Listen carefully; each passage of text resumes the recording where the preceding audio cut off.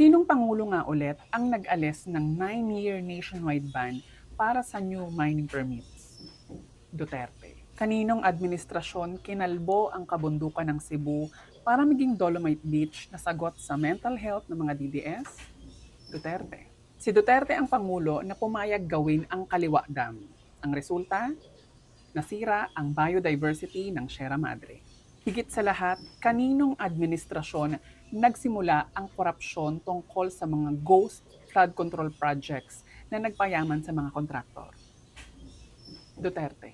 Lahat ng katawalian ng Administrasyong Duterte tungkol sa mga infrastructure projects, ngayon pa lang yan pina-fact check ng mga bagyo.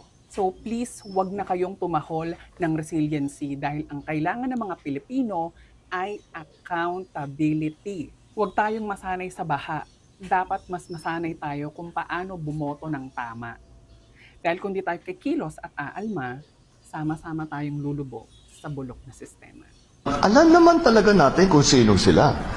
Kaya tiyakin natin na makukulong talaga sila. At ang kanilang mga ninakaw ay ibalik sa gobyerno, ibalik sa tao.